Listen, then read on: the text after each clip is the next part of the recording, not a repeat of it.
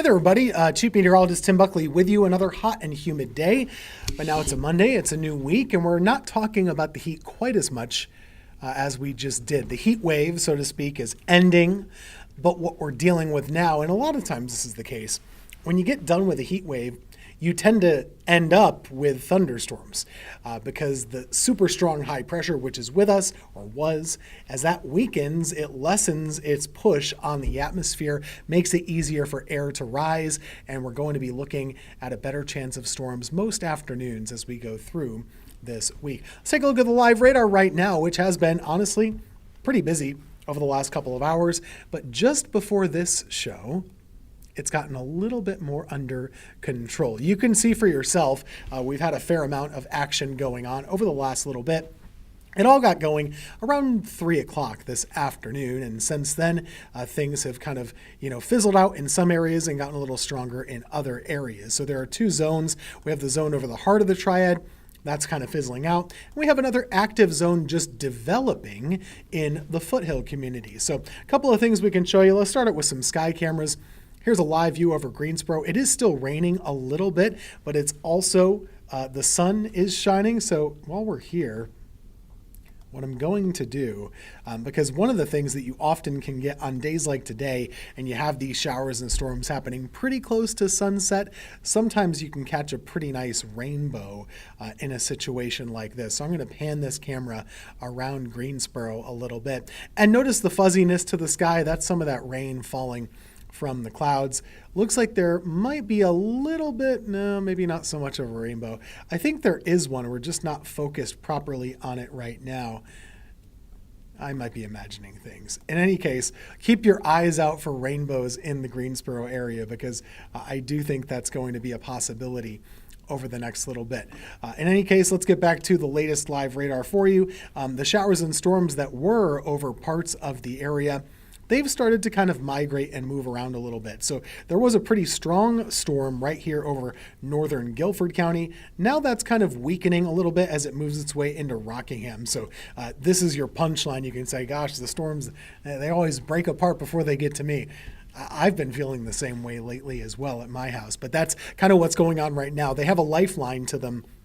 They don't seem to last much more than an hour. In Alamance County, we've got a big thunderstorm just to the north of Mebane. This is near Green Level. You can see that right there, pretty heavy at the moment. That's moving off to the north and to the east, but it's dry in Burlington. The rain moving out of downtown Greensboro, and really it's quieted down in Davidson County and Randolph County, where it had been so active. And over here, we're starting to see a new cluster of showers and storms developing. That's in the foothills. So that's your radar check. There's a lot of different things going on throughout the state. A couple of down tree reports here in Randolph County. These are along Tabernacle Church Road and Fuller Mill Road. That's just a sampling. And elsewhere in the area, this is in Davidson County now, this down tree was pretty large. It was from the Midway neighborhood. So if you know Davidson County, Midway is pretty close to Welcome. There are about 500 or so power outages or customers in that area without power. So that's a pretty big signal of damage as well. So that's kind of what's been going on. Unfortunately, on days like today, it's really hard for me to tell you exactly what's going to happen over the next couple of hours. And the reason for that, these things pop up randomly and they move around the area kind of randomly. There will still be that chance of storms popping up between now and 10 to 11 o'clock this evening. And then we'll get a bit of a break tomorrow. It'll start out dry, guaranteed, but by the afternoon, we'll start to watch things again. That'll be when showers and storms kind of pop up again. And this is something that we'll do most days of this week.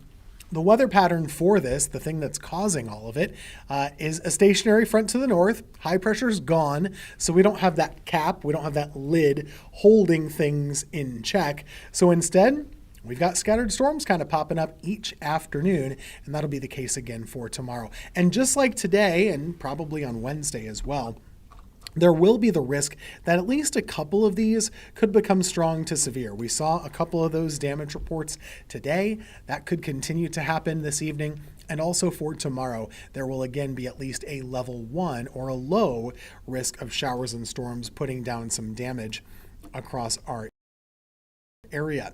If you're wondering about the heavy rain threat, we've had some heavy rain in the area today. There's a low flash flooding risk. Same thing with tomorrow, another low flash flooding risk. But look at how localized this stuff is. I mean, it's wild. You can play the lottery and just kind of see what happens. Near Thomasville, some places registering 2, 3, 4 inches. Elsewhere, not a drop. So it's up to you to kind of assess that. It's kind of mind-boggling.